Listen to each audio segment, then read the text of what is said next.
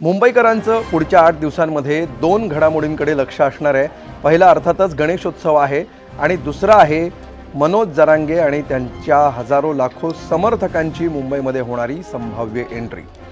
एकतर मराठा आणि कुणबी एकच आहेत हा जी.आर. काढा आणि दुसरी गोष्ट म्हणजे जी अधिसूचना सरकारने काढलेली होती ज्याच्यामध्ये कुणब्यांच्या सगळे सोयऱ्यांना आरक्षण मिळावं अशी तरतूद होती याची अंमलबजावणी करा असा इशारा मनोज जरांगेंनी दिलेला आहे आणि 2 दिवसात सरकारने हे केलं नाही तर आम्ही मुंबईत येऊ असं मनोज जरांगेंनी म्हटलेलं आहे.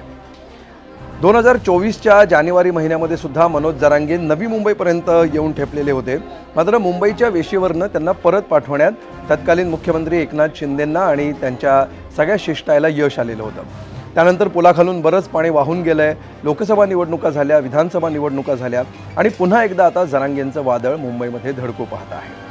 दुसरीकडे जरांगे ज्या भाषेमध्ये टीका करतायत त्या भाषेवर सध्या भाजप नेते आक्षेप घेताना दिसत आहेत आणि त्यावरून सुद्धा भाजप नेत्यांकडून जोरदार टीका होताना दिसते. तर याच्यामध्ये नेमके टेक्निकल मुद्दे काय आहेत? सरकारनं दिलेल्या आश्वासनांची खरंच अंमलबजावणी झाली नाही असा मनोज जरांगेंचा दावा आहे. यामध्ये खरंच तथ्य आहे का? सरकारला नेमक्या काय तांत्रिक अडचणी आहेत? सगळे सोयरे या शब्दावरून नेमकं काय वाद सुरू आहे आणि याच्यामागचं नेमकं राजकारण काय आहे? अशा सर्व विषयांचा आपण सविस्तर आढावा घेणार आहोत आज रात्री 7:56 झीरो आवरमध्ये.